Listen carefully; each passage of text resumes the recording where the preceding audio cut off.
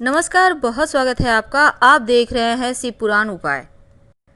अगर आप हमसे अभी अभी जुड़े हैं तो प्लीज़ चैनल को सब्सक्राइब कर लें और पसंद आए तो वीडियो को लाइक करें। कमेंट में हर हर महादेव जरूर लिखें।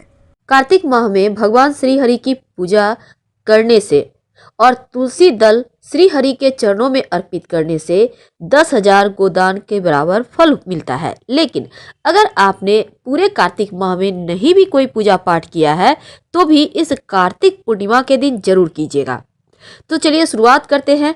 क्या कुछ खास किए जाते हैं इस पूर्णिमा पर, कैसे अपनी मनोकामनाओं को पूर्ति के लिए एक छोटा सा प्रयोग करें। देखिए, तुलसी का पौधा हमेशा से ही हर किसी के आंगन की शोभा रहा है और तुलसी की पत्तियों का इस्तेमाल पूजा पाठ में होता है। विशेषकर कार्तिक के महीने में तुलसी का महत्व ज्यादा बढ़ जाता है और तुलसी अर्पित करने से श्री हरि को जीवन के हर कष्ट मिट जाते हैं। वैसे तो तुलसी नामाष्टक का पाठ करने और सुनने से लाभ दोगुना हो जाता है और इस कार्तिक पूर्णिमा के दिन खासकर जो कृतिकाएं थी, जो कार्तिकेय जी की माँ थी, 6 कृतिकाएं, उनकी आराधना की जाती है और उनकी पूजा करने से क्या होता है, संतान का सुख मिलता है और संतान के जीवन में तरक्की मिलती चली जाती है। इसलिए उनकी भी पूजा होती है। तुलसी जी की पूजा इस कार्तिक के महीने में विशेष फल तो देते हैं, लेकिन याद रखिए, कार्तिक पूर्णिमा के दिन अगर आप पूरे महीने आपने भले ही तुलसी के नीचे दिया ना जलाया हो, लेकिन कार्तिक पूर्णिमा के दिन अगर तुलसी जी के नीचे आप 31 यानी 31 दिया जलाते हैं या एक ही दिए में 31 बाती रखकर अच्छे से घी में डीप करके जलाते हैं तो आपके जीवन के हर कष्ट दूर होते हैं, आपको सुख सौभाग्य की प्राप्ति होती है। क्योंकि भगवान विष्णु को तुलसी बहुत प्रिय है और इसीलिए केवल तुलसी के पत्ते अर्पित करके भी आप विष्णु जी को प्रसन्न कर सकते हैं। भगवान विष्णु कभी भी तुलसी जी की बात नहीं टालते हैं, इसीलिए अगर तुलसी जी प्रसन्न हो जाएं तो जीवन के हर कष्ट ही मिट जाते हैं। लेकिन आज हम बात कर रहे हैं आपसे लौंग और दीपक के उपाय की।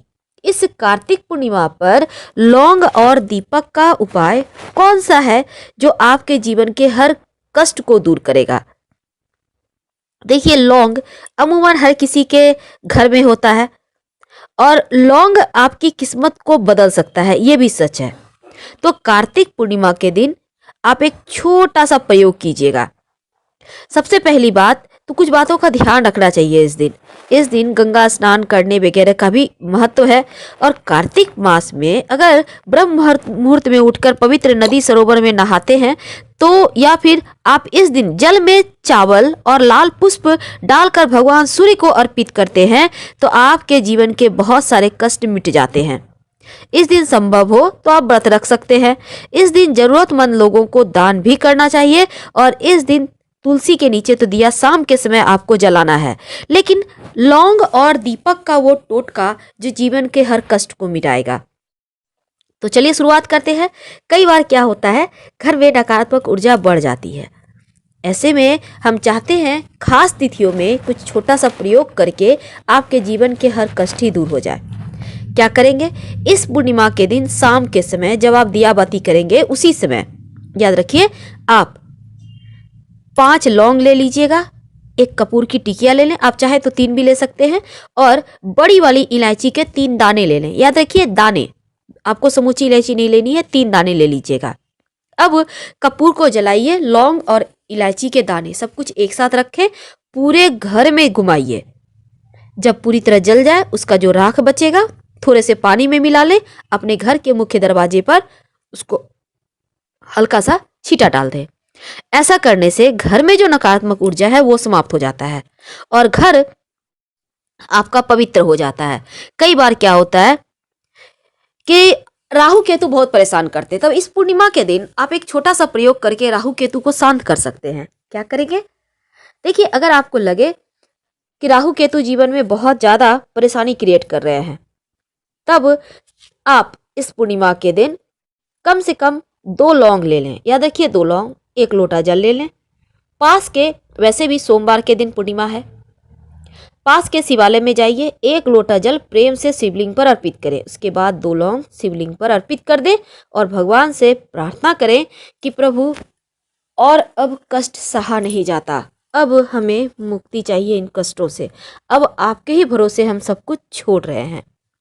और उनसे प्रार्थना करें और जो लौंग है उसको वहीं पर रहने दें। आप घर वापस आ जाए। यकीन मानिए कुछ ही दिनों में आपको फायदे महसूस होंगे और दिल से की गई प्रार्थना आपको लाभ जरूर देता है।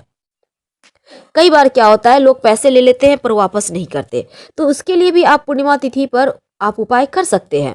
क्या करेंगे? देखिए, अगर आपको लगता है कोई है जो आपके पैसे वापस नहीं कर रहा, तब शाम के समय जो व्यक्ति आपका पैसा वापस नहीं करना चाह रहा, उस व्यक्ति के नाम में जितने अक्षर है, अब मान लेते हैं उसका नाम 5 अक्षर का है, 5 लेटर का है, जैसे SHAYM, तो इस तरह से 4 अक्षर 5 अक्षर जो भी लेटर आता है ना, तो उतने ही आप लौंग ले लें और इसको जला दें पूर्णिमा की रात। आप किसी खुले जगह में जलाइएगा, कपूर के सहारे, या आप चाहें तो गोबर के जो कंडे होते हैं, उपले होते हैं, या बहुत सारे लोग नारियल का भी जलाते हैं, तो जो भी जलाना है उसके सहारे आप उसको जला दीजिए और मन में उसके प्रति ये रखिए कि वो पैसा हमारा वापस करे। यकीन मानिए, माना जाता है कि इससे फंसा हुआ धन आ जाता है। माँ लक्ष्मी का ध्यान करते हुए हवन भी कीजिए, प्रार्थना कीजिए, फंसा हुआ धन आसानी से मिलेगा। तो ये उपाय तो आपको करना ही चाहिए। लेकिन जब हमने चूंकि टॉपिक रखा है कि दिए में लौंग डाल दें, आखिर कहाँ डालें, तो आपको ये उपाय पूर्णिमा तिथि के दिन शाम के समय करना है। एक सरसों के तेल का दिया ले लें या आप एक घी का भी दिया जला सकते हैं, उसमें 2 लौंग डालें। अगर सरसों का तेल का दिया में आपने लौंग डाला है तो इसको हनुमान जी की आरती करके हनुमान जी के सामने रखें, और अगर घी के दिया में डाला है तो पास के किसी शिवालय में ले जाकर आप शिव जी का आरती करके वहीं पे रख दें। इसके बाद अपनी समस्या को भगवान के सामने कह दें और पूरी ईमानदारी से ये प्रयास कीजिए, आपके जीवन के तमाम परेशानी दूर हो जाएगी, चाहे वो विवाह संबंधी हो, आपके नौकरी व्यवसाय संबंधी हो, या कैसी भी परेशानी हो, दूर हो जाती है। इस दिन वैसे तो बहुत सारे उपाय ऐसे भी होते हैं जो जीवन के हर कष्ट को दूर कर देते हैं। माना जाता है कि कार्तिक पूर्णिमा के दिन आप अपने घर के किसी भी कोने में, खासकर दक्षिण पश्चिम कोने में, अगर एक दीपक सरसों के तेल का जलाते हैं 2 लौंग डालकर या 2 काली मिर्च डालकर, तो ये दीपक उस कोने में रख दें, जलने दें जितनी देर जलती है। तो ऐसा करने से घर की नकारात्मक ऊर्जा खत्म हो जाती है और बरकत होने लगती है। बहुत सिंपल उपाय है, लेकिन कार्तिक पूर्णिमा के दिन अगर आप कर लें तो आपको जीवन में बहुत सारी ऐसी उलझनें हैं जहां से आप बाहर नहीं निकल पा रहे थे, आपको रास्ता मिलने लगते हैं। और इस दिन एक छोटा सा प्रयोग किया जाता है ताकि जीवन में खुशियां बरसती रहे। देखिए, कई बार क्या होता है, लाख प्रयास करने के बाद भी कुछ ऐसे होते हैं चीजें जो आपकी मनोकामनाओं को पूरी नहीं होने देते। आप लाख प्रयास कर लो पर आप वहीं रह जाते हैं। आखिर तरक्की क्यों नहीं होता, क्यों आप वहीं रह गए हैं?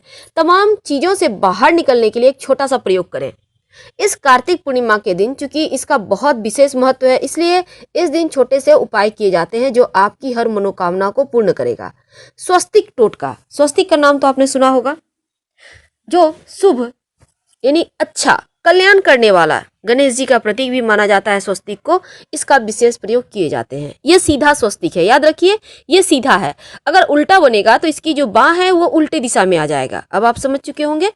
अब आपको एक खास उपाय करना है।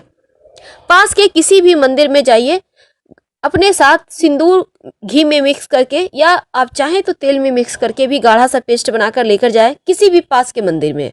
मंदिर के दीवार पर, याद रखिए, बाहर या भीतर कहीं से भी आपकी इच्छा, बस ध्यान रखिएगा कोई टोके नहीं। मंदिर की दीवार पर एक उल्टा स्वस्तिक बनाइए, अपनी मनोकामना कहिए और घर आ जाइए। 1 से सवा महीने के अंदर आपकी मनोकामना पूरी हो जाएगी। दिल से कीजिएगा। जब आपकी मनोकामना पूरी हो जाए तब फिर से मंदिर जाइए और एक सीधा स्वस्तिक बनाकर, जो उल्टा उसको छोड़ दीजिए, जो सीधा स्वस्तिक बनाकर आ जाइए। इस पूर्णिमा के दिन एक छोटा सा और प्रयोग किया जाता है। अपने घर के मुख्य दरवाजे पर एक हल्दी और चावल के घोल से स्वस्तिक बनाएं, या फिर आप चाहें तो सिंदूर घी या सिंदूर तेल मिक्स करके भी स्वस्तिक बना सकते हैं। तो यह स्वस्तिक जीवन में खुशियों को बढ़ाएगा। चूंकि स्वस्तिक के बहुत सारे प्रयोग होते हैं। अब इस दिन चूंकि कार्तिक पूर्णिमा है, देव दीपावली आप मनाएंगे, हर जगह चारों तरफ बस दीपक ही दीपक नजर आएंगे। और कार्तिक पूर्णिमा के दिन काशी में गंगा जी के किनारे बहुत सारे दिए भी जलाए जाते हैं। अब इस दिन एक छोटा सा प्रयोग, 4 जगह दीपक जलाने का विधान है। 4 जगह कहाँ? पहला, अपने घर के मुख्य दरवाजे पर, जो आपके पितृदोष को शांत करेगा। इस दीपक में सरसों का तेल होगा और लौंग या काली मिर्च डाल दीजिए, नहीं तो आप ऐसे भी जला सकते हैं, कोई दिक्कत नहीं है। दूसरा दीपक जलेगा आपके किसी पास के नदी तालाब के किनारे, अगर नदी तालाब ना हो तो पास के देवालय में जाकर जला दें। तीसरा दीपक घी का जलेगा, वो आपके तुलसी जी के नीचे होगा। और चौथा दीपक घी का जलेगा, वो आपके घर के पूजा स्थान पर होगा। ये आप कुछ करें या ना करें, 4 जगह दीपक जरूर जलाइएगा। और स्वस्तिक का निशान आप विशेष मनोकामनाओं की पूर्ति के लिए जरूर बनाइए। और घर के तुलसी के जो आपके जहाँ तुलसी है आपकी, जहाँ पर आपने लगाया है, चाहे गमले में हो या फिर तुलसी का आपने बना दिया है चबूतरा, वहीं पर स्वस्तिक बना दीजिएगा, ताकि जीवन में किसी चीज की कमी ना हो। फिलहाल आपसे विदा लेंगे। याद रखिए लेकिन दीपक कभी भी जमीन पे डायरेक्ट मत रखिए, वरना पूजा स्वीकार नहीं होगी। पत्ते दोने पर रखें। धन्यवाद।